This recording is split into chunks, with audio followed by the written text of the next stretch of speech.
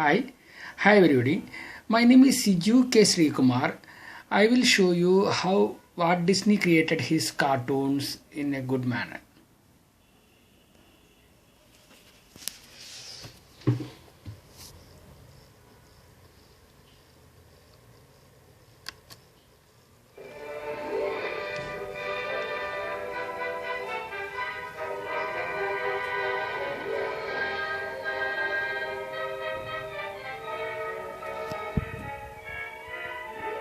From Hollywood comes the most exciting motion picture news of 1938.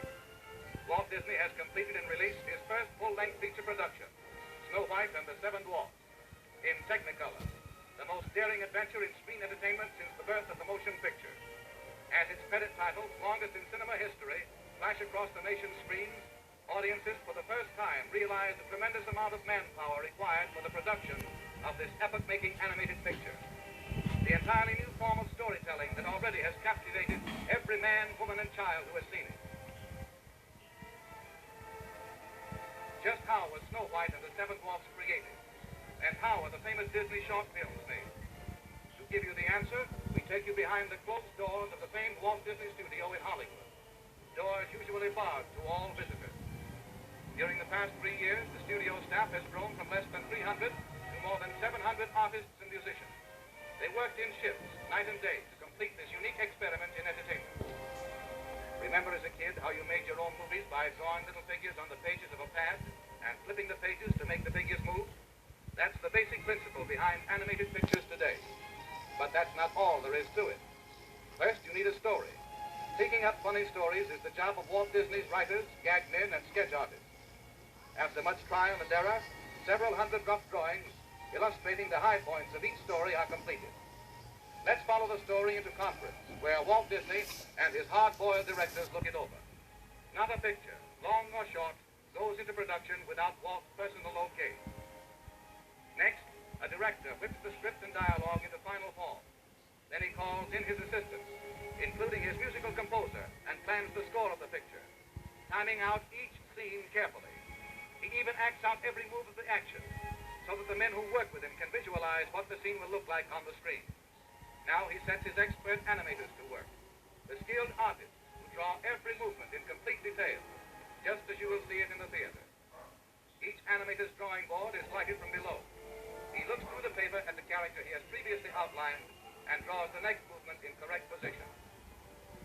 This clever animator is using a mirror to capture a tricky facial expression like this.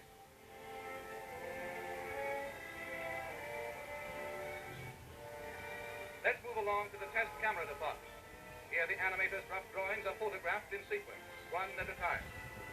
This film is developed and returned to the animator, who checks to see how good it is by running it in a small projection machine called a moviola.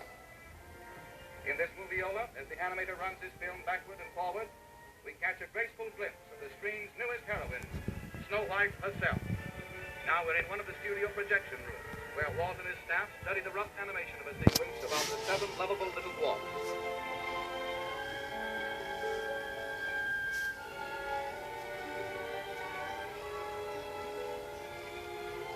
Once they are okay, the thousands of pencil drawings go to the inking department. Here, hundreds of pretty girls, in a comfortable building all their own, well lighted, air conditioned throughout, cover the drawings with sheets of transparent celluloid. Then they painstakingly trace every line of every drawing in ink, following exactly in every detail the original animation drawing. Now the picture moves into its final stage, color. In the studio paint laboratory, all colors used are made up from secret formulas. Expert chemists develop more than 1,500 different shades of color for Snow White and the Seven Dwarfs. The ink celluloids next go to the painting department, where more pretty girls apply the final colors on the back. Snow White and the Seven Dwarfs required 250,000 celluloids painted like this one.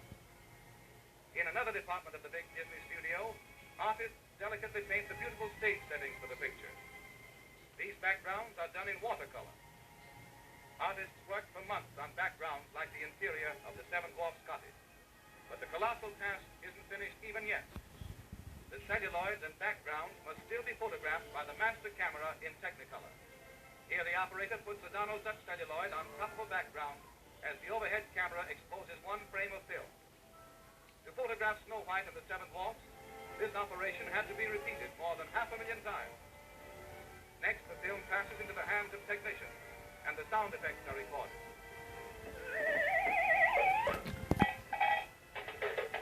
Just look at this. Each and every sound captured manually. Even train. It's a train sound.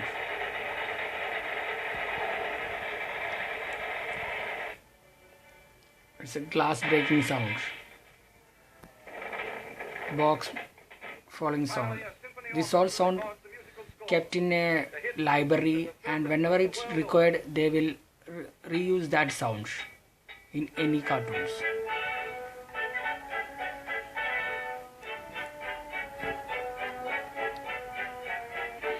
Now comes a crucial moment.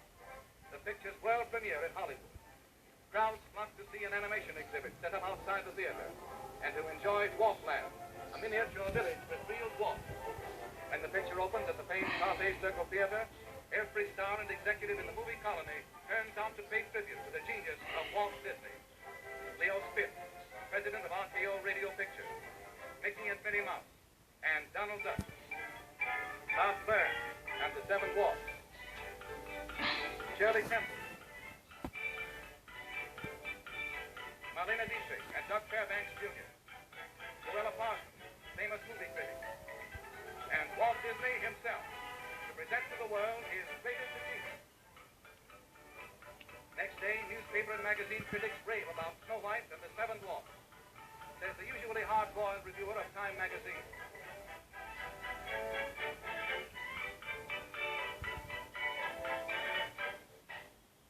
More than 3 million paintings and drawings like these were created by Walt Disney and his staff of artists to complete this entertainment triumph at a cost of more than $1.5 million.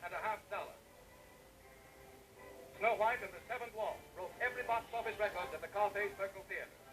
Audiences universally acclaim it as something entirely new in motion pictures. They love its new and amazing characters. Snow White, warm, human. They thrilled with love stories, tender and romantic. They remember its music, its 8 big new song hits. They laugh uproariously at the most amusing characters Walt Disney has ever created, the 7 little dwarfs. But let Walt Disney tell you about them himself. Dwarfs' names fit their personalities. This pompous-looking individual is Doc, self-appointed leader of the group.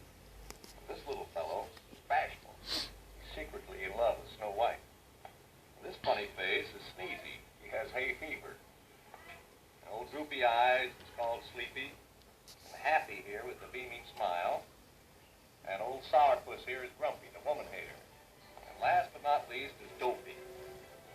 He's nice, but sort of silly.